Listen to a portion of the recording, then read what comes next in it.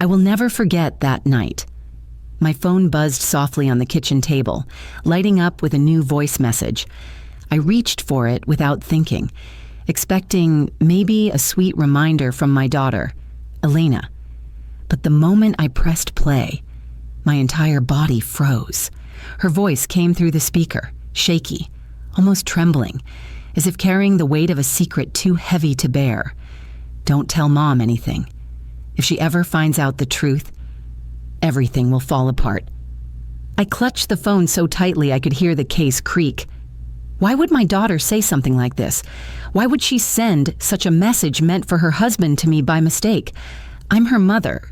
I raised her, sacrificed for her, stood by her through every storm. What truth could she possibly be hiding from me?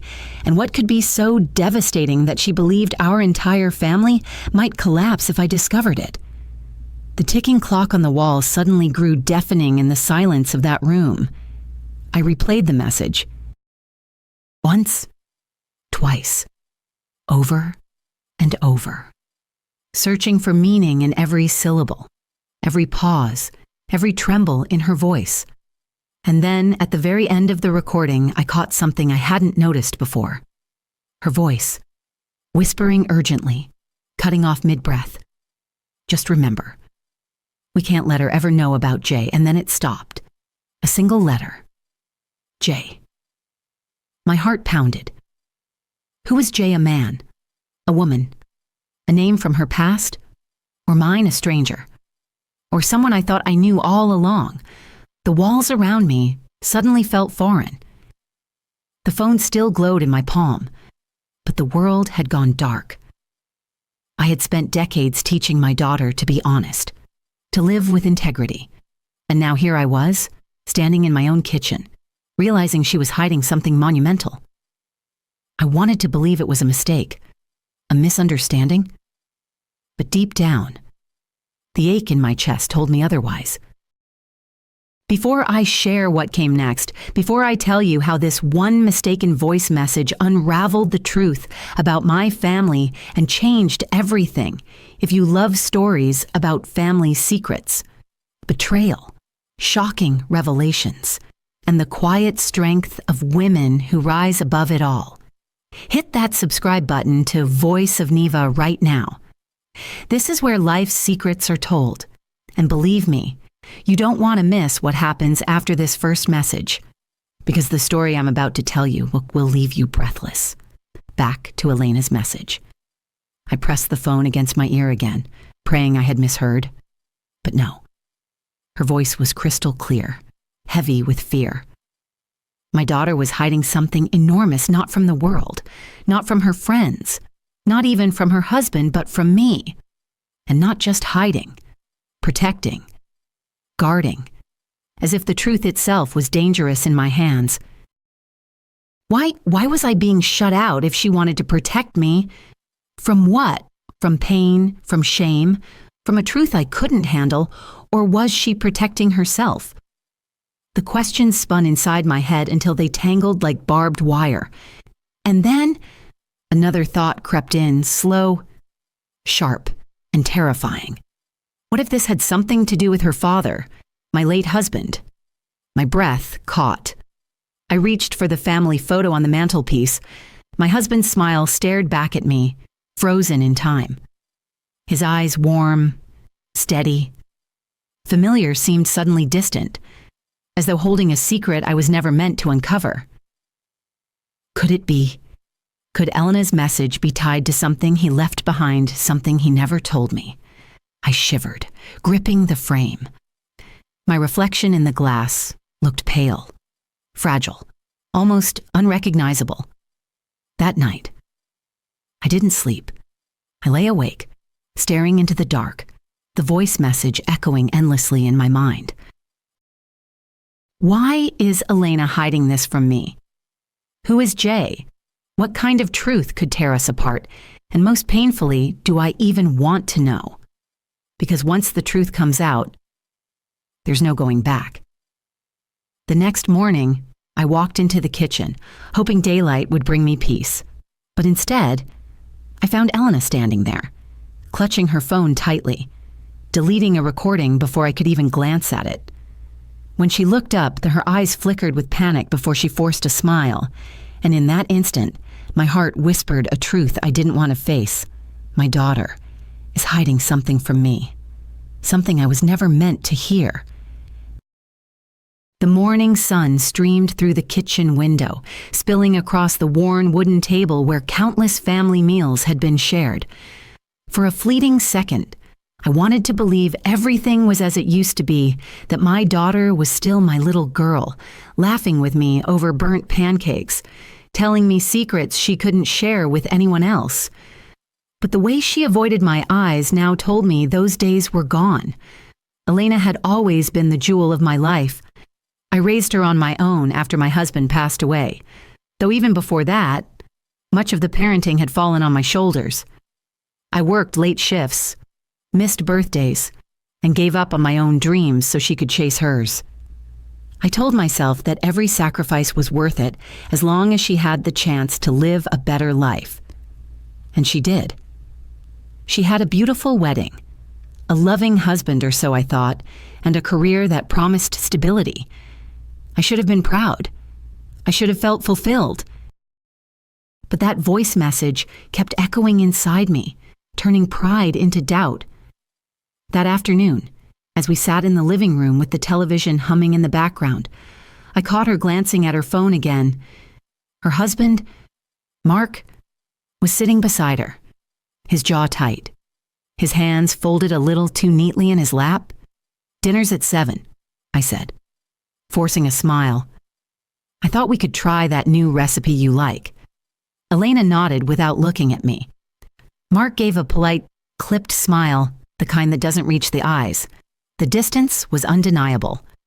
And once you start to notice a crack in the wall, you can't stop seeing it, spreading, threatening to split everything in two. I thought back to years before when Elena was a little girl, no older than 8, tugging on my apron strings while I cooked. "Mom," she once said, "when I grow up, I'll never keep secrets from you."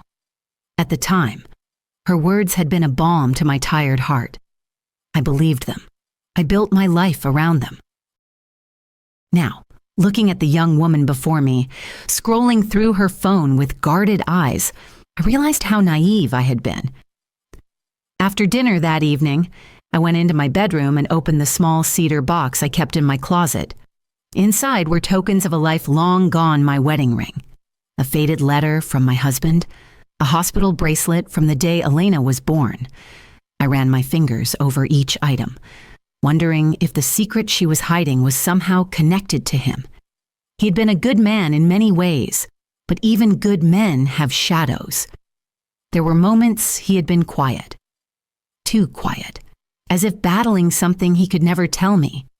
Had Elena discovered something about him that I never knew the next day? We had lunch together as a family. Elena's laughter sounded forced. Mark hardly touched his food. I studied them both carefully, my mother's intuition pricking at me with every passing minute. "Is something wrong?" I asked finally, my voice calm but firm. Mark looked at Elena. Elena looked at her plate.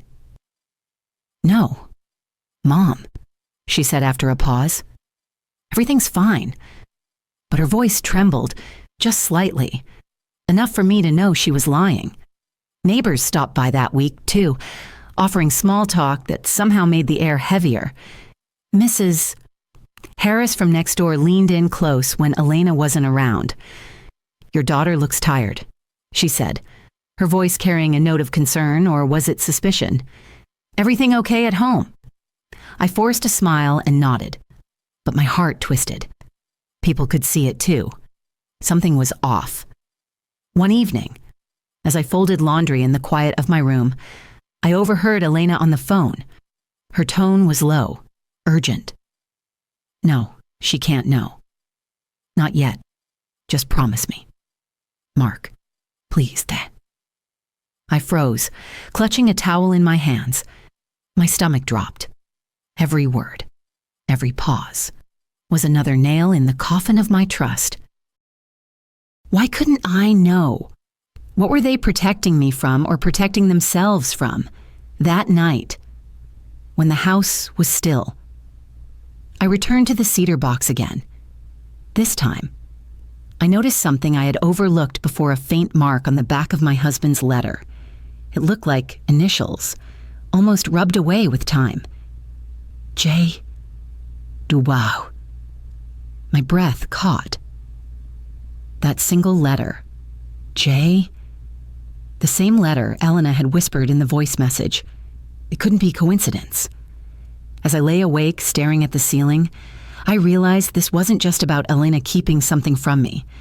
This was bigger, older. A secret buried long before she was born, somehow tied to her father, and now threatening to unravel everything we had left. And in that moment, one thought consumed me. If my daughter is willing to lie to my face, just how far will she go to keep this truth hidden? The morning light felt colder than usual, as though the house itself was holding its breath. I moved through the kitchen, making coffee, pretending life was ordinary, but inside, I carried the weight of questions that refused to let me go. That voice message, those initials, the way Elena avoided my eyes. I wanted to dismiss it all as paranoia, but mothers know. We sense the storm before the clouds even gather, and I could feel one brewing inside my own home. Later that day, Elena excused herself, saying she needed to run an errand. She clutched her phone as though it were a lifeline, whispering something to Mark before slipping out the door. I told myself I wasn't going to pry. I told myself I trusted her. But the silence that followed was unbearable. I walked past the living room, and there on the coffee table, I saw her planner lying half open. I shouldn't have looked. I know that. But my hand moved before my conscience could stop it. The page was filled with appointments. Normal things: work deadlines, grocery lists, reminders to call friends. But one entry caught my eye. Meeting J. 5:30 p.m. I froze. My breath caught in my throat. J. Again. The same J from the message. The same J connected somehow to my husband's faded letter. When Elena returned later that evening, she was flushed, her eyes darting nervously as she set her bag down. "How was your day?" I asked carefully. "Fine," she replied too quickly. Her smile was too polished, her tone too rehearsed. Mark came in behind her, loosening his tie, avoiding my gaze. The air between them felt charged, thick with words unspoken. That night, I lay in bed replaying every moment in my mind. I thought of the way Elena had clutched her phone during dinner, the way she silenced calls before I could glimpse the screen, the way Mark always seemed on edge lately. And then a memory from years ago surfaced: my husband, pacing in the garage late at night, speaking quietly into the phone. I had asked him about it once, and he brushed me off, claiming it was work. But I remembered the look in his eyes, haunted, distant. Could Elena's secret be tied to his? Could Jay be a ghost from the past, resurrected to haunt us all? The next morning, I decided to test the waters. Over breakfast, I asked casually, "Elena, do you know anyone with the initials J.W.?" Her spoon clattered against the bowl. She looked up sharply, her eyes wide for a split second before she recovered. "No," she said too quickly. "Why, just curious." I replied, my voice steady, though my heart raced. "I saw those letters the other day and wondered." She forced a laugh, but her hand trembled as she reached for her coffee. Suspicion settled deeper into my bones. Later that week, as I folded laundry, I found a receipt tucked into Mark's pants pocket. It was for a coffee shop across town, dated the same day as Elena's meeting with Jay. I stared at it for a long time, my mind racing. Why had they both been there? Why did they feel the need to hide it from me? That evening, I heard them whispering in the living room. Their voices were low, urgent. "What if she finds out?" Elena hissed. "She won't," Mark replied firmly. Not if we stick to the plan. My heart thudded in my chest. Plan? What plan? And why was I the enemy they were shielding themselves against? I began noticing more. The way Elena would silence her phone whenever I walked into the room. The way Mark would change the subject when I asked about their day. The locked drawer in Elena's desk, one she never let me near. Each detail was small on its own, but together they painted a picture I could no longer ignore. One evening, as I prepared dinner, I stepped out to the mailbox. Nestled among bills and flyers was an envelope with no return address. My name scrawled across the front in unfamiliar handwriting. Inside was a single piece of paper with 4 words written in bold ink. "She's not telling you." I gasped, clutching the note. My hands shook as I glanced around the street, but there was no one there, just the quiet hum of cicadas and the distant bark of a dog. Someone else knew.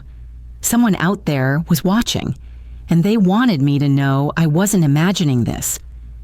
That night, I confronted Elena gently. "Elena," I said, holding the note in my trembling hand, "is there something you need to tell me?" She glanced at the paper, her face draining of color. "Where did you get that?" "It was in the mailbox," I whispered. What does it mean? She opened her mouth, but no words came.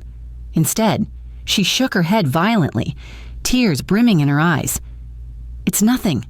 Mom, please, just let it go."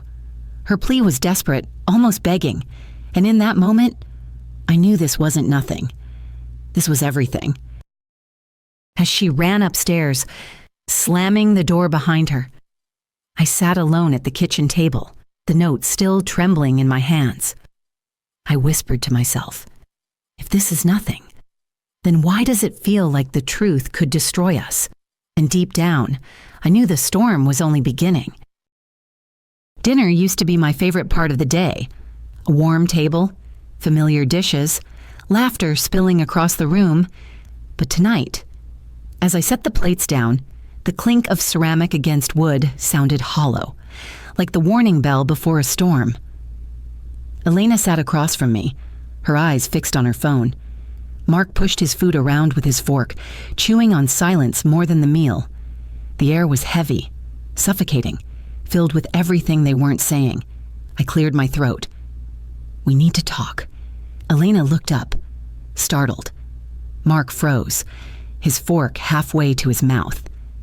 "What about?" Elena asked, her tone sharp and defensive, like a door slammed in my face. "About the secrets," I said. My voice didn't tremble, though inside I felt like shattering glass. "About the voice message, about the note in the mailbox, about the name you don't want me to hear." The silence that followed was deafening. Elena's face drained of color, and Mark's jaw tightened. "I don't know what you're talking about," Elena whispered. "Yes, you do." I pressed, leaning forward. "I heard you say it myself. If Mom ever finds out, everything will fall apart. Tell me." "Elena, what truth could possibly destroy us like that?" Her eyes flashed with anger. "You had no right to listen to that message. It wasn't meant for you." My heart cracked at her words. "I'm your mother." I whispered. When did protecting me turn into shutting me out? When did honesty become too heavy for me to carry? Mark finally spoke, his tone low but firm. "You're imagining things. You're making a big deal out of nothing." "Nothing," I snapped. My voice rose before I could stop it. "A hidden name, secret meetings notes in my mailbox. That's nothing to you." Elena slammed her fork down, the sound slicing through the air. "Enough. Mom, you don't understand. You can't understand." I stared at her. The daughter I had carried, nursed, raised, sacrificed everything for, and now? She looked at me as though I were the enemy. The argument spilled over like boiling water. "You've never trusted me," Elena spat, tears glistening in her eyes. Every decision I make, you question it. Every choice, you judge me. That's not true, I said, my voice breaking. I've given my entire life for you. I gave up dreams, nights of sleep, my health, my peace, just so you could have a better life. And now you repay me with lies. Mark pushed back his chair, standing tall. This conversation is over. No, it isn't, I fired back. Not until I know what you're hiding. The room vibrated with tension. Elena's breathing was ragged. Mark's fists were clenched at his sides. And me, I felt the weight of years pressing on my chest, years of love now crumbling into suspicion. Mom, Elena said finally, her voice trembling, if you love me, drop this, please. Don't ask questions you don't want the answers to. Her words pierced me deeper than any blade could. What could be so awful, I whispered, that you would rather wound me with lies than trust me with the truth? She looked away, her shoulders shaking. Mark wrapped a protective arm around her, but even that gesture felt like a wall built between us. I realized then that I was no longer sitting at my family table. I was sitting in a courtroom, on trial for crimes I didn't even know I'd committed. The jury, my daughter and her husband, had already cast their verdict, guilty of asking, guilty of caring too much, guilty of not being who they wanted me to be. And the sentence, silence, isolation, exile inside my own home. I excused myself from the table, retreating to the hallway. My legs felt heavy, but my heart heavier still. Behind me, their whispers resumed urgent, hurried, the way people whisper when they know someone's listening. I leaned against the wall, closing my eyes. My pulse pounded in my ears. What could they possibly be hiding? Was it about money, about betrayal, or something darker, tied to the ghost of my husband's past later that night? I found myself standing in the hallway outside Elena's room. The door was closed, but voices filtered through the wood. She's getting too close, Mark muttered. She can't find out, Elena replied, her voice cracking. If she does, she'll never forgive me. I pressed a hand against the doorframe to steady myself. Forgive her. Forgive her for what my knees buckled slightly as I stumbled back to my room. My mind spun with questions, each one sharper than the last. I sat at my desk, staring at the old letter from my husband. The initials J, W, glared up at me like a silent accusation. I traced them with my finger, wondering if this was the root of it all. Was my daughter protecting his secret, or was she hiding her own? Either way, the truth was circling closer, tightening around us like a noose. That night, as I lay in bed, the silence of the house was shattered by the vibration of my phone. A new message. I picked it up with trembling hands. Another voice note. Elena's voice again. This time, just 5 words. We have to tell her.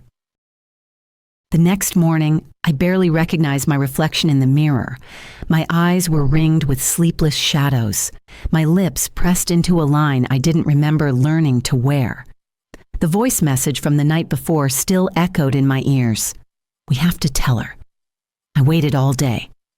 Nerves wound tight until finally, after dinner, Elena and Mark asked if we could talk. We sat in the living room. The 3 of us arranged like strangers in a waiting room. Elena's hands trembled in her lap, Mark's expression guarded. I folded my arms, bracing myself. Mom. Elena began softly. There's something you need to know. Her voice cracked, and for a moment, I thought the truth. The real truth was finally about to come out. My heart pounded, but what she told me instead nearly broke me in a different way. Mark and I, we've been struggling, she confessed. Financially. We didn't want to worry you, so we kept it from you. I frowned, trying to process. Struggling. How you both have jobs. You live comfortably. What could be so bad you couldn't tell me? Mark shifted uncomfortably, his gaze fixed on the floor. We made some poor investments. It snowballed. We're in debt. More than you can imagine. That's why Elena's been secretive, why we've been meeting with people. Jay.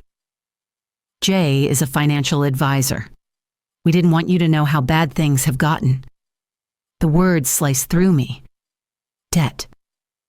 Lies. Shame. I thought of all the years I had worked overtime, denying myself small comforts so Elena could have everything she needed. And now, she was sitting in front of me, confessing not betrayal of the heart, but betrayal of trust.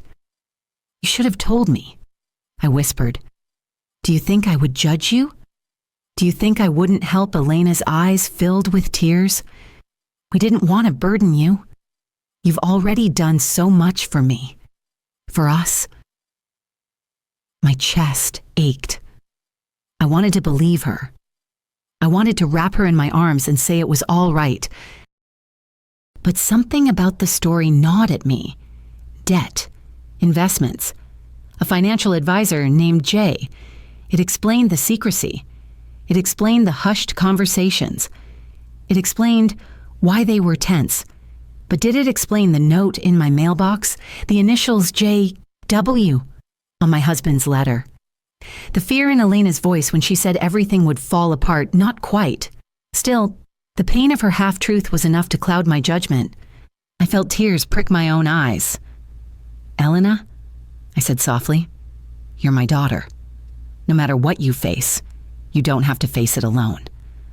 I've sacrificed everything to make sure you have a good life. Don't shut me out when you need me most. She reached for my hand, squeezing it tightly. I'm sorry. Mom. We should have trusted you sooner. I promise, from now on, no more secrets. I wanted to believe her. Oh, how desperately I wanted to believe her. For the next few days, I tried to... We talked more at dinner. Elena smiled again, lighter. Relieved or pretending to be. Mark seemed calmer too, as though a weight had been lifted. For a fleeting moment, I thought the storm had passed, but the cracks remained. One evening, I overheard a phone call Elena thought I couldn't hear.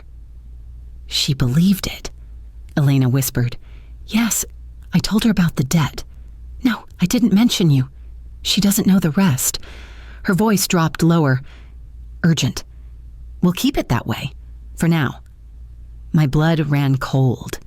So it was a half-truth, a convenient cover story. The debt may have been real, but it wasn't the whole picture. And Jay, whoever he was still in the shadows, his name whispered like a forbidden word. I leaned against the wall, pressing a hand to my chest.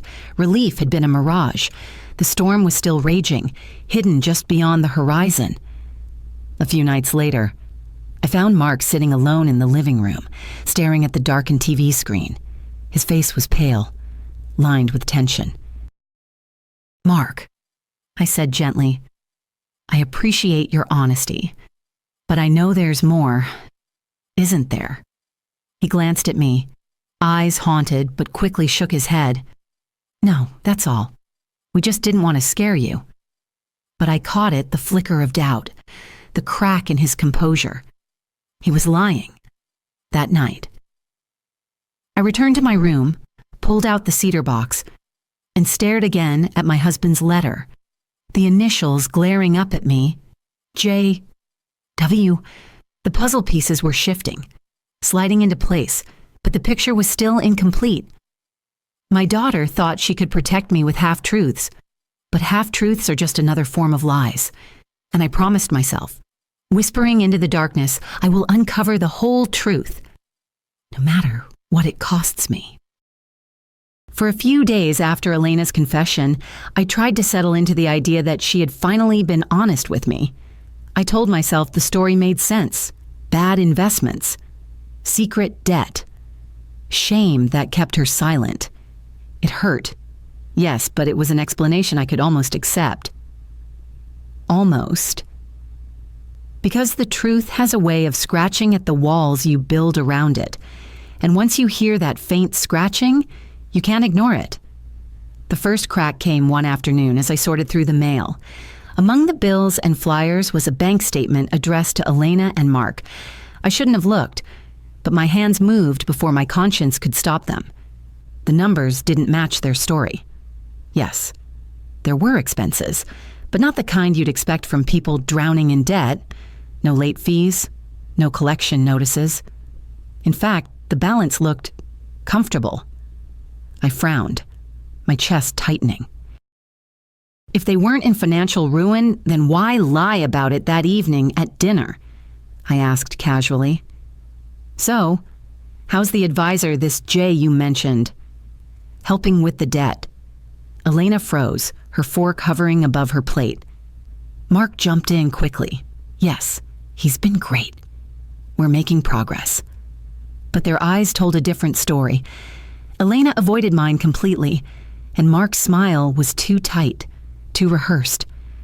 Later that night, I crept downstairs for a glass of water and heard voices coming from the living room. Elena and Mark were sitting close, their heads bent together. She's starting to doubt again, Elena whispered. She won't find out, Mark insisted. As long as we stay consistent. Consistent? The word struck me like a blow. They weren't trying to fix a debt. They were trying to keep their lies straight. The second crack came the next day when I stopped by Elena's room to drop off laundry. Her desk drawer was slightly ajar, and inside, I spotted a folder labeled Property Records. I shouldn't have touched it. But again, my hand moved on its own.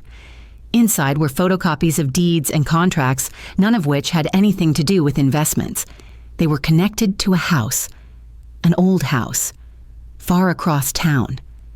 And there, scrawled in faded ink on the corner of one document, were the initials, again J. U. I felt the breath leave my body. J.W.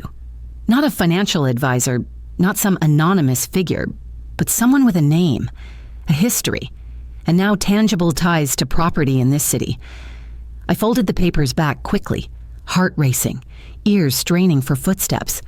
If Elena caught me, she'd know everything. When I left the room, the weight of the secret pressed harder against my chest. The third crack came unexpectedly, from a neighbor, Mrs. Harris stopped me on the sidewalk, her voice lowered. I saw your daughter last week, she said, over on Maple Street.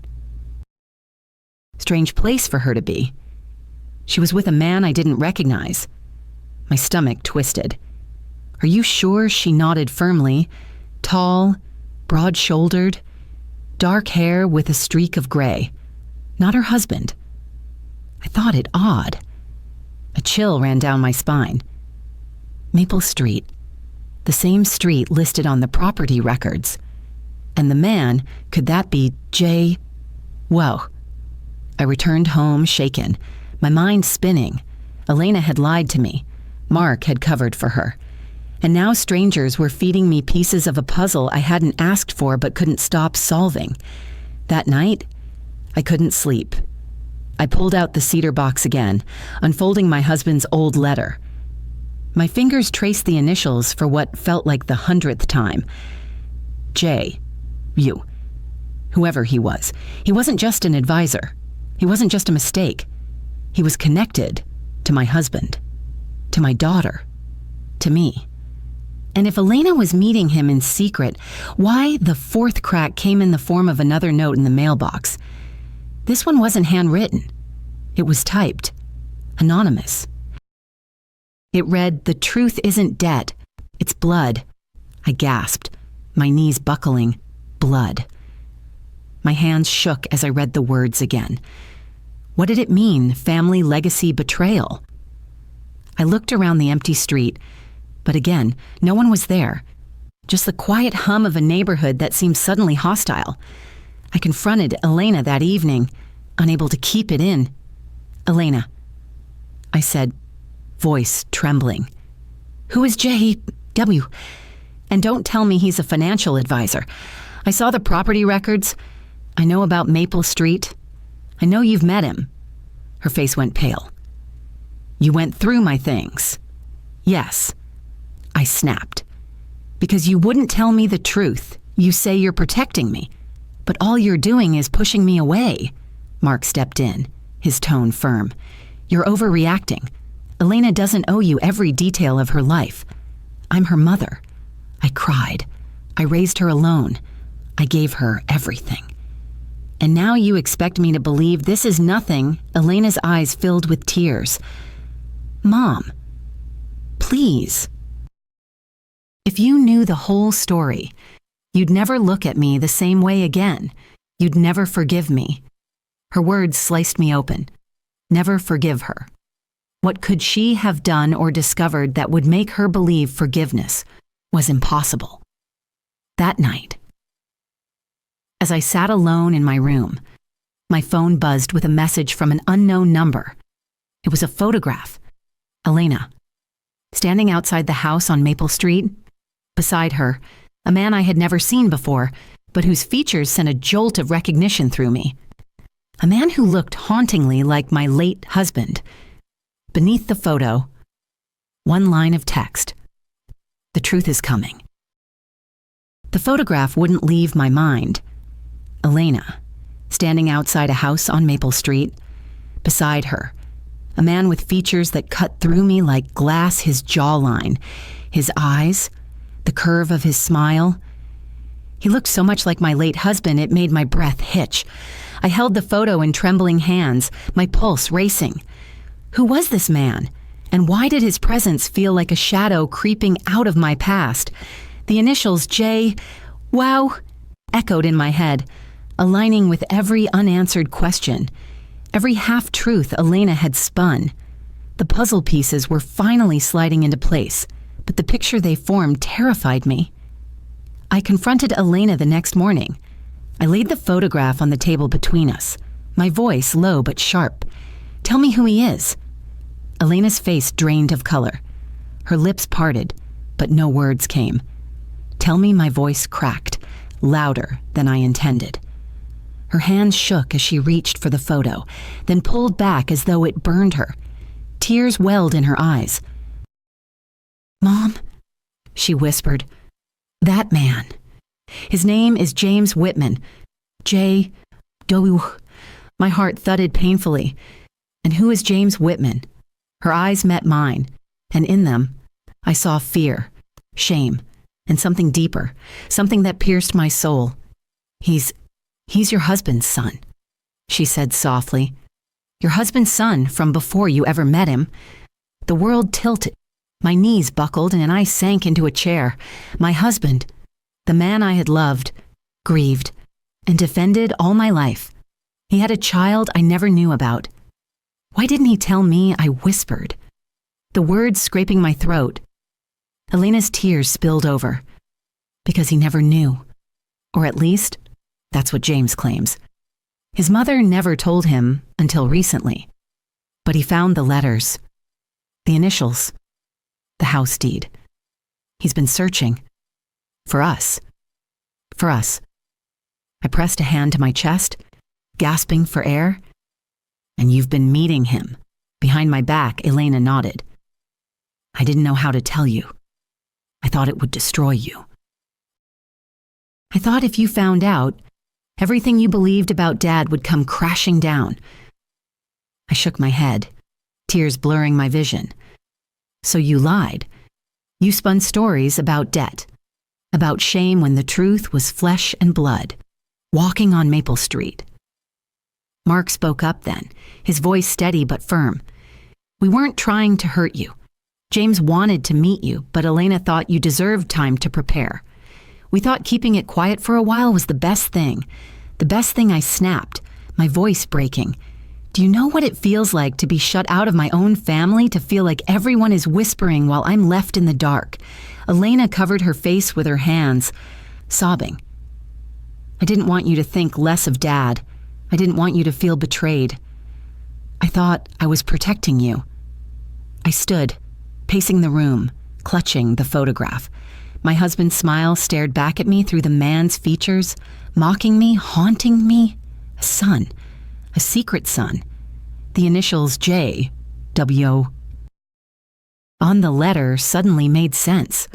My husband must have known, even if he never admitted it. He had carried this secret with him to the grave, leaving me to unravel it now, years too late. That evening, there was a knock at the door. My heart pounded as I opened it, and there he was, the man from the photograph. James Whitman, up close. The resemblance was undeniable. His eyes were my husband's eyes. His voice, when he spoke, carried the same timbre that used to fill our home. "Mrs. Carter," he said softly. "I'm sorry for intruding, but I needed to meet you." I gripped the doorframe, steadying myself. "Why now? Because I only just found out," he replied. "My mother finally told me before she passed. She gave me letters your husband wrote. Letters he never sent. He knew about me. He wanted to tell you, but he was afraid." He handed me an envelope, worn and yellowed. Inside was a letter in my husband's handwriting. "If you are reading this, it means I never found the courage to tell you. Before I met you, I made mistakes. One of them was walking away from James and his mother. I thought burying the past would protect our family. But secrets have a way of finding their way home. I pray you'll forgive me. I pray one day you'll forgive him too." Tears blurred the words as I clutched the letter to my chest. My husband, my love, had known. He had hidden it. And now the truth was staring at me in the form of a grown man with his eyes. Elena sat beside me, sobbing quietly. "I'm sorry. Mom. I thought keeping this from you was mercy, but I see now it was cowardice. You deserved the truth, even if it hurt." I looked between her and James, my heart torn open. A daughter who lied out of fear. A son I never knew existed. A husband who had carried secrets to his grave. The room felt too small, the air too heavy. My world, once steady, once certain, had shifted beyond recognition. I stood slowly, gripping the letter, my voice trembling as I whispered, everything I thought I knew about my life, about my family, was a lie. James's eyes filled with quiet pain. "No, Mrs. Carter, it wasn't a lie. It was only half the truth. And now, you finally have the rest." But as I looked at Elena's tear-streaked face, I realized one thing: half the truth had already cost us more than I could bear. And the consequences of the full truth were only beginning. I didn't sleep that night. The letter from my husband lay on my nightstand, its words burning through me like fire. A hidden son, a family I never knew I had, and a daughter who lied to protect me, or perhaps to protect herself. For hours, I stared at the ceiling, thinking about the years I had carried this family on my back, all the sacrifices, the sleepless nights, the endless prayers. And now, the truth had come crashing down in a single week. But if there was one thing I knew for certain, it was this: lies cannot heal a family. Only truth can. And I was going to bring that truth to light on my terms. The next evening, I called Elena and Mark into the living room. I asked James to join us, too. They hesitated, Elena especially, but eventually they gathered, the four of us sitting in a tense circle. I placed the letter on the table between us. "This," I began, my voice steady, "is the truth your father left behind. He made mistakes. He had another son. He carried that secret to his grave. But secrets don't stay buried forever. They come back, no matter how much we try to silence them." Elena's face crumpled. "Mom." I held up my hand. "Don't interrupt. I need you to listen." I looked directly at James. "You are a part of this family, whether anyone likes it or not. And I will not pretend you don't exist. You carry his blood. You carry his eyes. I see him when I look at you, and that is not something I can erase. James swallowed hard, his voice quiet. I never wanted to cause pain. I just wanted to know where I came from. And you deserve that, I said firmly. You deserve the truth just as much as I do. Then I turned to Elena, my daughter, the one I had raised, sacrificed everything for. You lied to me, I said softly, but my words cut sharper than any shout. You spun stories of debt, of shame. You thought hiding this would protect me. But do you know what it really did? It broke the trust between us, not the truth. The lies. Tears spilled down her cheeks. I was scared. Mom, I thought if you knew, you'd hate Dad. I thought you'd hate me for keeping it from you. I leaned forward, my voice low and steady. Elena, I have carried heavier burdens than this. I buried your father and kept this family alive when I thought I had nothing left. Did you really believe I couldn't carry the truth? Silence fell. Heavy. Raw. That was my revenge. Not rage. Not punishment. But forcing them to sit in the weight of their own choices, forcing them to see the strength they had underestimated in me all along. I stood and walked to the bookshelf. From the top shelf, I pulled down the cedar box. I placed it on the table and opened it slowly, revealing the relics of our family's history. The wedding ring, the hospital bracelet, the old photographs. These, I said, gesturing to the items, are reminders of everything I've given, everything I've endured. I carried this family alone, but I never carried it with lies. Don't insult me by thinking deception is protection. I took the letter from the box and slid it toward Elena, read it out loud. Her eyes widened. Mom, read it, I repeated. Her hands trembled as she picked up the paper. Her voice cracked as she spoke her father's words, the confession, the shame, the plea for forgiveness. When she finished, the room was silent but for her sobs. Finally, I spoke. Now everyone knows. No more secrets. No more whispers in the dark. If we are to be a family, we will be a family built on truth. Mark cleared his throat. Miss Carter, I should have convinced Elena to tell you sooner. I let her believe silence was safer. And that was wrong, see. I'm sorry. I nodded. Apologies matter less than actions. What matters now is what you do moving forward. James looked at me, his eyes filled with something between hope and sorrow. Does this mean I have a place here? I studied him for a long moment. His face, so much like my husband's, was both comfort and torment. Finally, I nodded. Yes, you have a place here. But it won't be easy. Trust is not given freely, it is earned. And you will have to earn it. His shoulders sagged in relief, his voice breaking. Thank you. For the first time in weeks, I felt the power shift. No longer was I the woman left in the dark, begging for scraps of truth. I was the one holding the light, forcing everyone else to see what they had hidden. That was my revenge. Not vengeance in anger, but justice through truth. And as I looked at my daughter, my son-in-law, and the man who carried my husband's blood, I knew one thing for certain: nothing would ever be the same again. But perhaps that wasn't entirely a bad thing. As the night ended, I closed the cedar box and whispered to myself, the truth is out.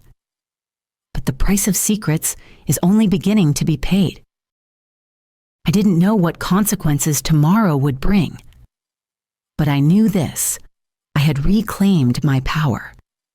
And from this point forward, no one in this family would ever mistake my silence for weakness again. The morning after our confrontation, the house felt eerily quiet. The kind of silence that isn't peaceful, but heavy. weighted down with the words spoken, the truths uncovered, and the wounds still fresh. I sat at the kitchen table with a mug of coffee cooling in my hands, staring at the faint steam curling upward. The cedar box was still there on the counter, closed now. But I could almost feel its presence pressing on me like an anchor. Elena walked in first. Her eyes were swollen, her hair pulled back hastily. She looked younger than her years, fragile in a way I hadn't seen since she was a child. "Mom," she began softly, her voice breaking. I set the mug down and my fingers curling against the table. "Sit." She obeyed, folding into the chair across from me. "I'm sorry," she whispered. "For all of it. For lying. For underestimating you. For treating you like you were fragile, when you've always been stronger than me." Tears blurred my eyes, but I held them back. "Elena, do you know what hurt the most? It wasn't the secret. It wasn't even your father's mistake. It was you thinking I couldn't handle the truth, that you had to protect me by wounding me with lies." Her tears spilled over, her hands shaking. "I thought I was doing the right thing. I thought I was saving you pain. And instead," I said, my voice soft but firm, "you gave me a different kind of pain, the kind that makes a mother question whether her own daughter trusts her." Mark entered then. His shoulders slumped. He looked like a man carrying the weight of 2 lives on his back, his wife's choices and his own silence. "Mrs.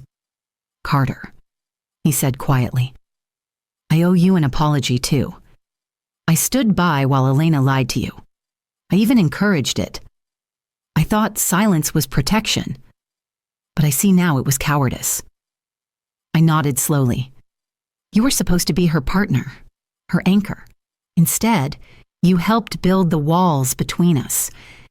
If you want my forgiveness, Mark, you'll have to earn it." Not with words, but with actions. He lowered his gaze. "I understand." James arrived later that afternoon. His presence in the house felt strange, unsettling yet oddly inevitable. He carried a tentative smile, a peace offering in his hands, an old photograph of my husband as a young man, standing beside a woman I didn't recognize, James's mother. "I thought you should have this," James said, setting it gently on the table. I stared at the photo, my throat tightening. The man I loved? Younger, with secrets in his eyes? The other woman, smiling faintly? And the child who had grown into the man now standing before me. Elena flinched when she saw it, but I kept my gaze steady. "Thank you," I said softly. James nodded, his eyes full of quiet longing. "I don't expect you to accept me right away. I wanted to be honest. I wanted to give you the truth my father never gave you." The rest of that day passed in uneasy waves. At times we spoke awkward, halting words, testing the ground beneath us. At other times we sat in silence, the weight of history pressing between us. But one thing was certain, the lies had fractured us, and the only way forward was through honesty, however painful it might be. That evening, Elena approached me again. She knelt beside my chair, her face streaked with tears. "Mom," she whispered, clutching my hand, "I don't deserve your forgiveness. But I'm begging for it anyway." I looked at her, my daughter, the child I had carried through sickness, through hunger, through storms. The child who had lied to me. Yes, but also the child who had feared losing me so much she had thought deception was the only shield. I cupped her face with trembling hands. Forgiveness doesn't erase the pain. It doesn't rewrite the past. But it does open a door to healing. And I want us to heal, Elena. I want us to start again. Her sobs broke against my chest as she clung to me, whispering over and over, "Thank you, Mom. Thank you." Later, when the house had quieted, I sat alone with the cedar box one last time. I held the letter from my husband, tracing the words until my tears blurred the ink. He had lied. Yes, he had hidden, but he had also loved me fiercely. And love, I realized, is never free from flaws. It is built on forgiveness as much as on truth. For the first time in weeks, I felt something shift inside me, not the crushing weight of betrayal, but the slow release of letting go. As I placed the letter back in the box and closed it gently, I whispered to the empty room, "The past is done. The truth is out. And now we begin again." The sound of Elena's quiet laughter drifted from the other room, mingled with James's uncertain voice and Mark's low reply. For the first time, it didn't sound like conspiracy. It sounded like the first fragile notes of something new, something that maybe could grow into healing. The days that followed were uneasy, but lighter than the storm that had come before. The air in the house felt different now, still heavy at times, but no longer suffocating with secrets. Instead, it carried the fragile scent of something new, the possibility of peace. Elena moved through the kitchen more softly, her eyes no longer darting with hidden fear but open, searching for mine with hesitant hope. Mark worked quietly beside her, no longer whispering in corners, but present, trying in small ways to mend what had been broken. And James lingered at the edges of the home, unsure where he fit. He would bring coffee for us in the mornings or sit with me in the evenings, asking about my husband, about the man who was both his father and my greatest love.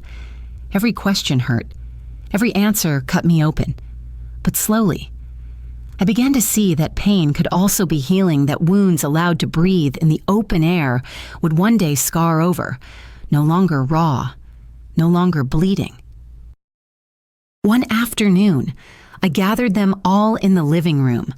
I had something to say, and I needed them all to hear it.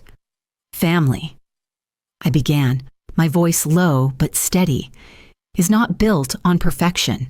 It's built on truth. And we lost our way because we forgot that." Elena's eyes filled with tears, but she didn't look away. "I won't pretend this is easy for me." I continued, "Your father's secret, your lies. Elena, it broke something inside me. But I also see the truth now. Lies may protect us for a season, but only truth allows us to grow. And I will choose growth. I will choose us." James lowered his gaze, his voice trembling. "Do you really mean that? Do you really see me as part of this family?" I studied him carefully, the features so hauntingly familiar, my husband's eyes, but his own heart beating beneath them. "Yes," I said finally. "I do. You are his son. That doesn't erase the years we lost, but it does mean you belong here. And I won't deny you that." Elena broke then, and crossing the room and collapsing into my arms. "Thank you, Mom. Thank you for still choosing me, for still choosing us." I held her tightly, my tears mingling with hers. "I will always choose you, even when you falter, even when you lie. My love doesn't vanish with your mistakes, it only hurts. But love, true love, endures past hurt." Mark placed a hand on my shoulder, his voice quiet. "I'll spend the rest of my life proving to you that I can be worthy of this family too." I nodded, not with full forgiveness yet, but with the first step toward it. Actions. Mark, not words. Show me. That night, for the first time in weeks, we shared a meal that felt almost normal. Laughter, hesitant, fragile, returned to the table. James told a story about his childhood, and Elena laughed through tears.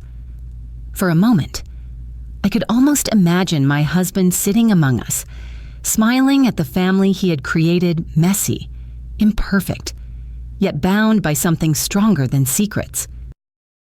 Later, I stood by the window, watching the moon rise high above the quiet street. I thought about the journey we had just endured, the whispers, the lies, the shattering revelations.